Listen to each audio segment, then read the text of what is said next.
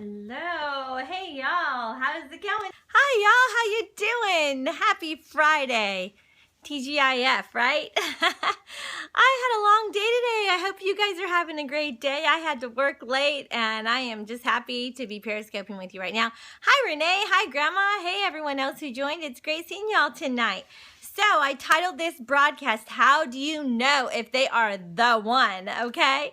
Because I've been talking about dating all week, and I'm Trina Titus Lozano, if you don't know me, and I'm a counselor and an ordained Christian minister, and I have been counseling people specifically about healthy relationships for the past 20 years, and I love talking to singles about dating relationships, and I love this question. How do you know if someone is the one? I get this question a lot, and I'll tell you how you know. You know, by the way they're behaving. So this is very important to judge someone by the way they're behaving. I had a call tonight, and I was asked the question of if somebody should stay with the person that they're with. Well, so I asked about their behavior. And as they were describing their behavior, this person had lied to them and cheated on them and all of this. And I said, well, why would you stay with them? Well, because I think they're the one. I'm like, well, you were wrong, because that's not the kind of person that you want to stay with. You know, don't be afraid to admit, I thought they were the one, but apparently they're not the one. So you want to be sure, number one, that you are the one. And, I've been saying all week long, choose wisely and treat kindly. Well, someone's not the one if their behavior is terrible. So if you've got some abuse and addiction and adultery and these kinds of things, then they're not the one. That's a deal breaker. You gotta go. You gotta let them go. Sometimes people think that someone is the one, and then they're not even calling you back, or they're not asking you out, or they're not reciprocating how much you care for them. They're apparently not caring that much for you. Okay, well then they're not the one. Sometimes people say, oh, God told me that this person is the one. Well, I just warn you, even though I am an ordained Christian minister and I believe in God speaking to people, and I do believe in being led by peace. And we talked earlier today, if you caught the replay or if you were on, about just the fact that we do want to trust in the Lord with all of our heart, and we do want to acknowledge Him, and we know that He will make our path straight. But if you feel like God has told you to marry a certain person, or that they are the one, or to date a certain person, that they are the one, you have to measure their behavior after that. That you can't just stop at, well, I think God told me. That's actually a very dangerous theology to have, that God has the one and one and only person for everyone.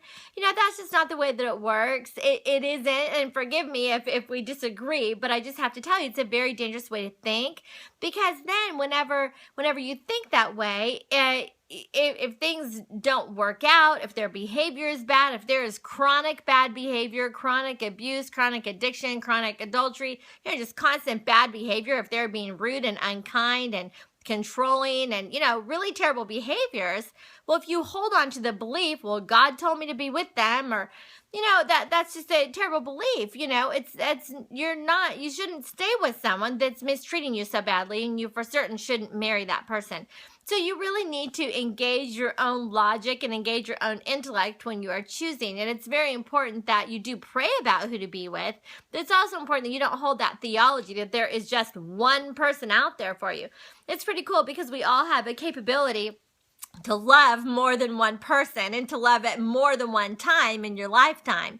So, there's times where you can really be in love, and then when something happens and maybe they leave you, or maybe you have figured out something that it's a very unhealthy relationship, then you'll recover. Your broken heart will be hard to handle for a while, and then it will heal, and then you will love someone else again. I have a client who's been engaged 3 times and has had a lot of heartbreak in their life.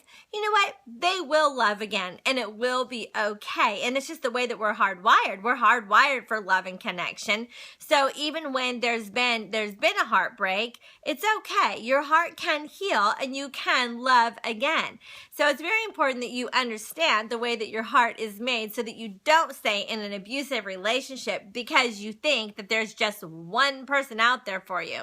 It would be better actually to be alone alone than in an abusive relationship. It would be better, much, much, much better to wait and to continue working on your own emotional health and waiting for a healthy relationship and developing into a healthy person so that you can be sure to be a good candidate for a healthy relationship. So for sure, don't have that theology that there's just one person for you. Okay, that's not a good theology to have. I love that James Dobson actually warns people against having that sort of a theology, because it is dangerous. It is very, very dangerous to have that. And then also it's dangerous because sometimes then people will actually just wait too long and not be proactive in trying to get to know people, not be proactive and really putting themselves out there to be friendly, to date people, to meet new people, and to engage a lot of the things that I've already talked about this week of making wise choices in your dating relationships.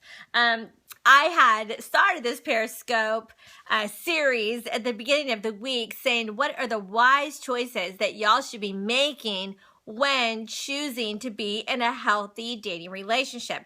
Now, of course, in order to be in a dating relationship, that's a desire. It's going to take cooperation from somebody else. But I want you to make these wise choices. And I'm just going to go over these one more time in conclusion this week.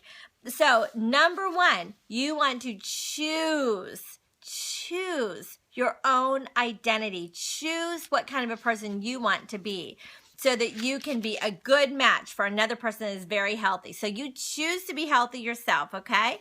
So choose a great identity for yourself.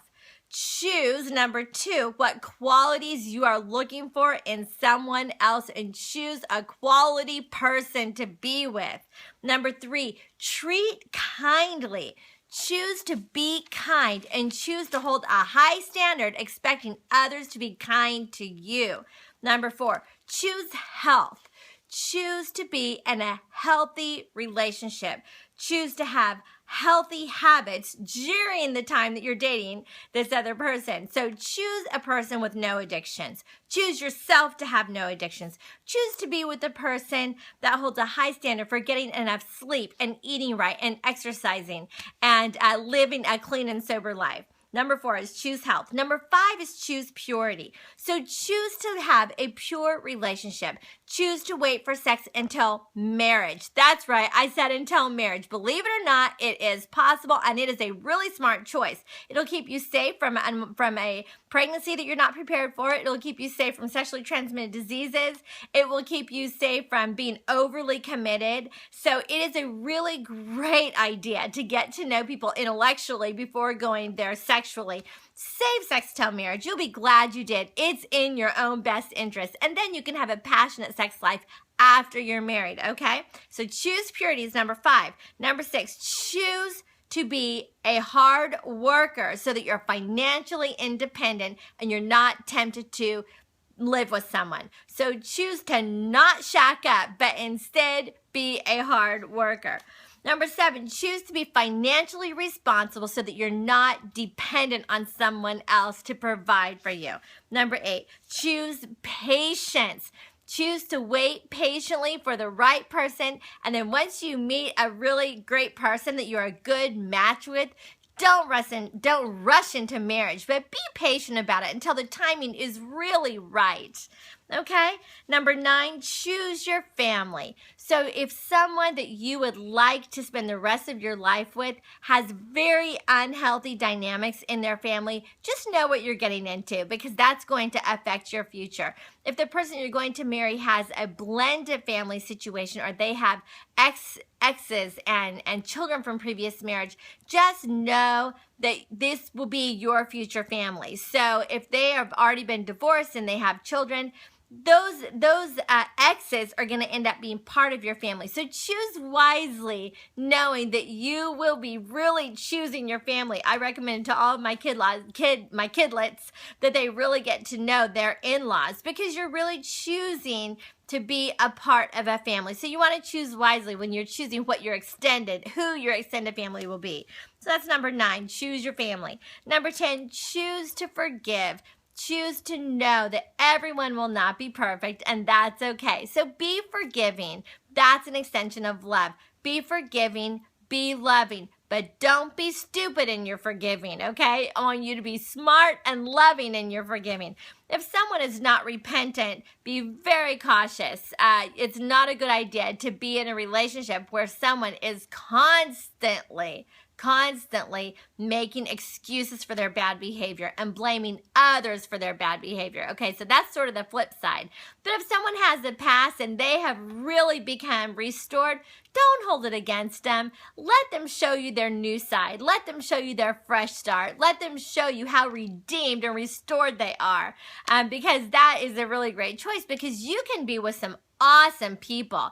They have a story. Everyone has a story. But if you can forgive that and really open your eyes and open your heart to people, it's amazing what kind of people you'll meet if you just don't judge them harshly. So really, you don't want to judge people, but you want to forgive them, and you want to really see what kind of a person they have potential to be, but they've got to really show you that this is who they are now. So you don't want to do this stupid forgiving thing where you're trusting someone and what they say and not what they do. So they've got to have this really true remorse, regret, and have showed a lot of repair. I work with a lot of people who have been successfully recovered alcoholics, who've been successfully recovered out of, rehab for many, many, many years. I work with people that have records. They have been in jail previously, but they have been redeemed and restored for a long period of time. So you want to keep an open mind. There's a lot of really great people that have just had a little bit of a past. So don't shut them out, but just get to know them better. And if they're truly, truly restored, repentant, they've had remorse, and they've repaired everything, you want to give them another chance, because they're probably a really great person, especially if they're so vulnerable to let you know really who they are. Most importantly, choose love. Choose to love. Because when you choose to love, and you're giving that love, you're giving it out, you're going to get it back. But you guys, these are some great choices that you can make. And then today I was talking about choose to put God at the center of your relationships. Choose to trust God with who you're dating. Choose to trust God with your life, with your prayer life, and just just follow his lead. Because if you do that, he's going to help you understand things that you wouldn't otherwise understand. God promises to give you wisdom about who to date and who not to date, when to work harder in a relationship and when to break up. And he's going to give you wisdom for all of these things. Relationships are hard, y'all. They really are. But they're not supposed to be super hard, okay? They're hard. Everybody has to work in a relationship, but it shouldn't be constantly hard. There should be some ease to it. There should be some consistency to it, because when you've got two quality, healthy, God-fearing, God-loving people, you're going to have a great relationship. So I hope that you guys keep these things in mind. And thank you for Periscoping with me this week, specifically on the topic of dating relationships. It's a complicated, complex topic, but when you make smart choices and wise choices, it's going to benefit you. And you'll eventually, find someone that's a great match with you when you really put that desire out there and give it to the Lord. He cares about the desires of your heart. He really does. So with God, all things are possible. And I don't want anyone to be lonely. I want y'all to have happy, healthy, loving, successful relationships, okay? And I know that you guys want that too. But we want to choose wisely, treat kindly, and trust God through it all. Okay, y'all, to just summarize. But God bless you. Thanks for Periscoping with me tonight. And I will have all of these dating Periscopes on my website, TrinaTitusLozano.com. And I'm going to download those tonight, so those will be available for you shortly. Tomorrow, I have Q&A. So if you've got questions about your relationships and your dating relationships or anything like that, that is tomorrow at noon and 9. Then on Sunday, I'll be back to pray for all y'all.